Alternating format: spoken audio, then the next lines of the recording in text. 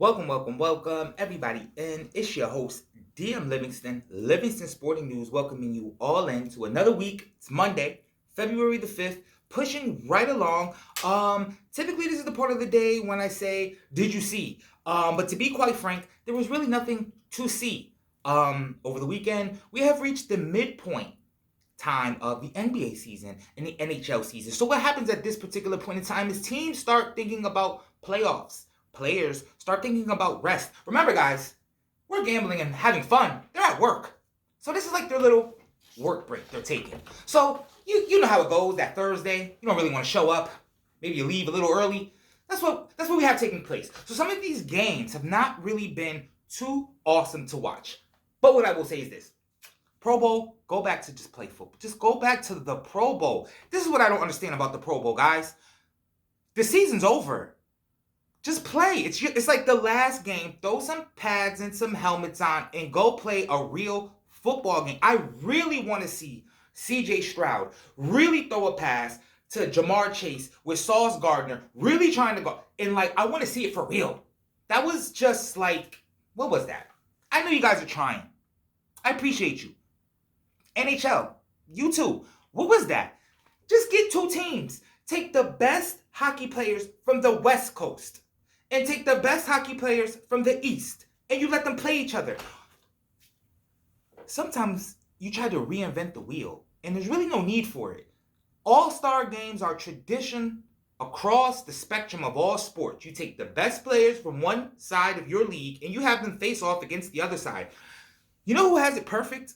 Quite frankly, and I'm so ironic because they don't tend to have their reindeer games perfect. The NBA. They had it perfect. Then we got bored because of the balance shift in the West Coast for some years was so dominant that they would pump the East, and then the East so dominant that they would pump the West, and then they said, hey, let's do fantasy basketball. Let's just pick players. That got pretty cool. So, and then putting it at the middle of the season when players still have to keep going, I like it. This NFL, NHL stuff, guys, it was a waste of a weekend in February. Other than that, and not all-star matchups, and it counted, NCAA, we had massive top 25 matchups over the weekend, and they all kind of disappointed. There really wasn't any nail-biters down to the wire. The University of Kentucky, the AP's 10th ranked team, lost. So hopefully we can stop with this Kentucky stuff. Please, stop. Now, I don't know how good Tennessee is. They were 5th. I know the way the AP operates. They're going to want to put Tennessee number 3. I don't even have Tennessee in my top 10. And we'll get into that, guys. I'm neck and neck with the AP. My top 10, AP top 10, we're neck and neck right now. And I'll get into the statistics tomorrow when I release my second top 10 list. We had Kansas versus Houston. Kansas knocked off Houston. They're 8th, so they're going to move up a little bit. I would like to apologize to all North Carolina Tar Heel fans for my outlandish prediction on Friday when I said that the University of Duke would punish the Tar Heels. At one point in time when I saw the game, UNC was beating Duke so bad I thought that the app didn't refresh the score for Duke. I thought it was just showing me every time UNC scored and was forgetting to show me when Duke scored. Yeah, so that happened. And then the only other news, guys, UConn Huskies. Yes, the number 1 team in the land went down to Store South. Yeah, we own Madison Square Garden. I know. Respectfully, we own Madison Square Garden, and you know it. So, we knocked off St. John's. We're looking pretty unstoppable. But this is where my heart gets scared.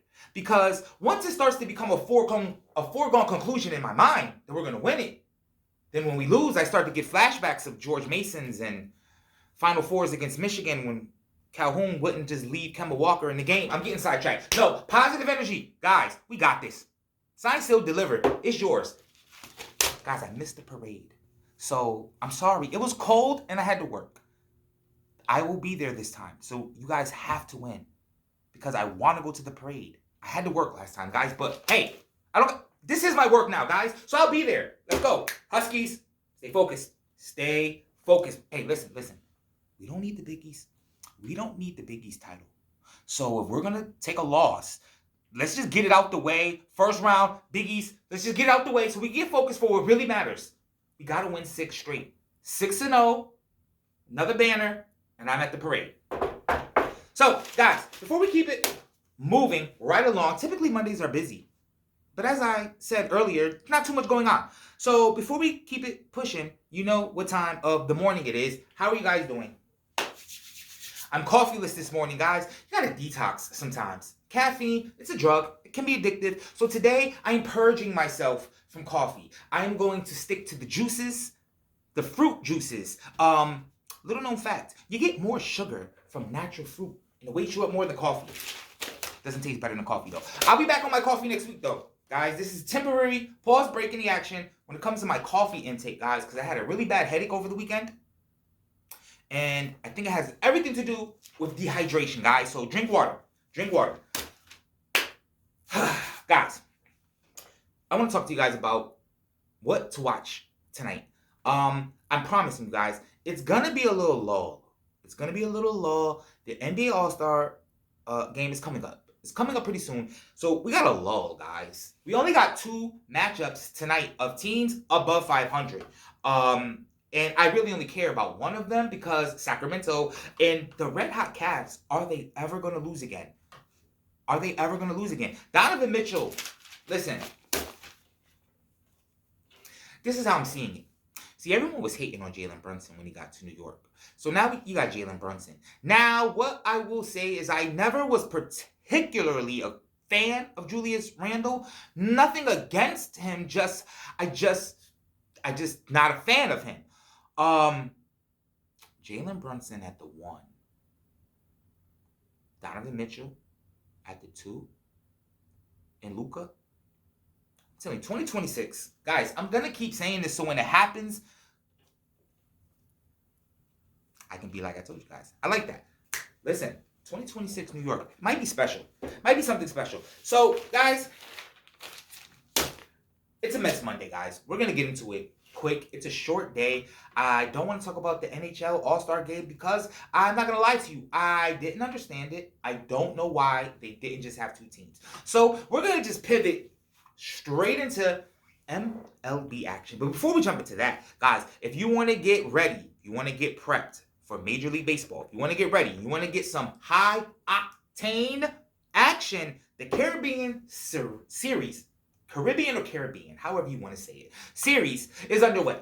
And I'm not going to lie to you. I am super not going to lie to you at all. No disrespect. And I say this a lot because we live in sensitive times.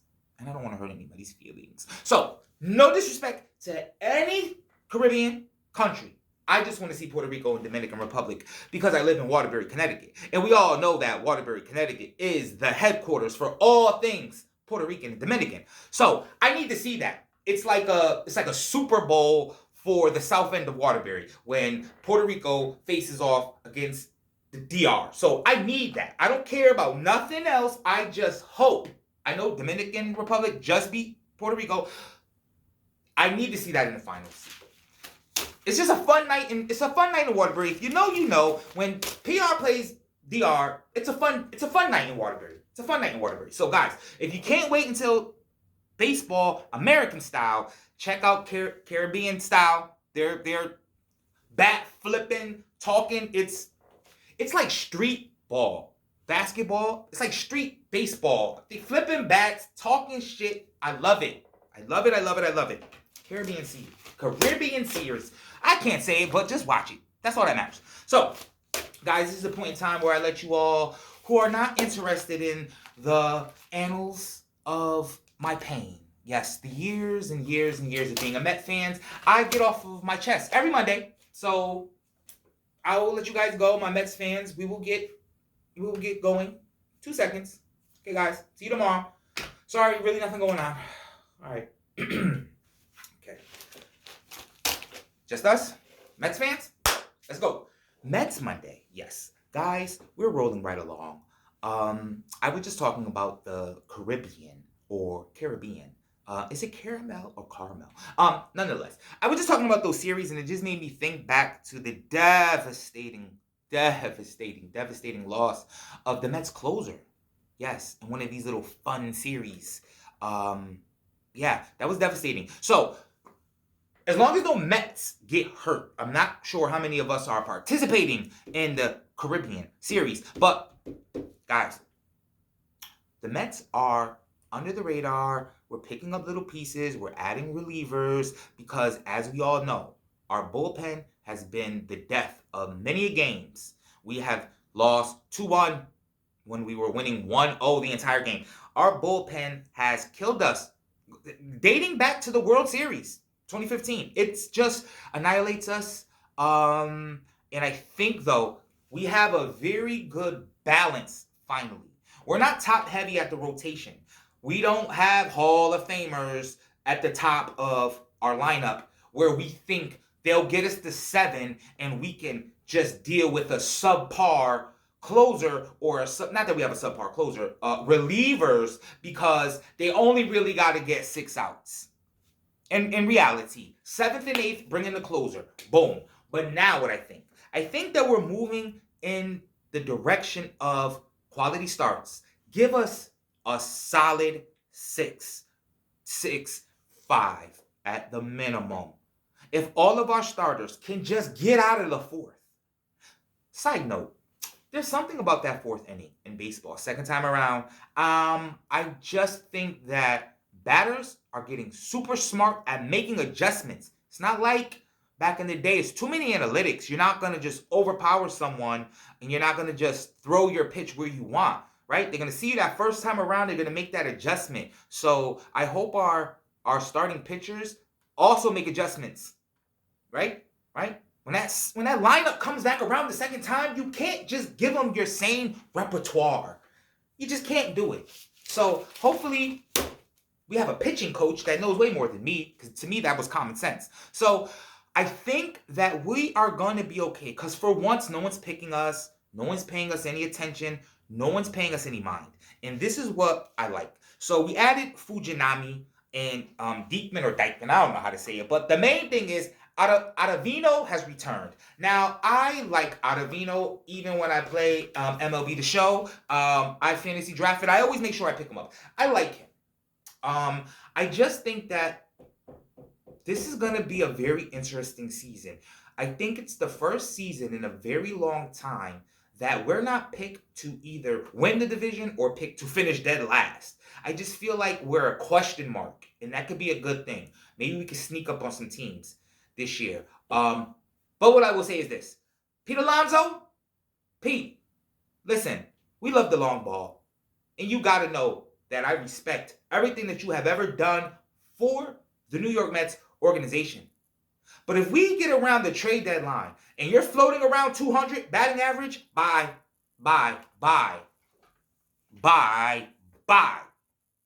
And I mean that from the depths of my heart, because we can't keep all or nothing with you. We can't. We cannot keep all or nothing with you. So you got to get that average up, Polar Bear. And I can't play baseball. I'm just saying what you could do if you wanted to not upset me or make me sad.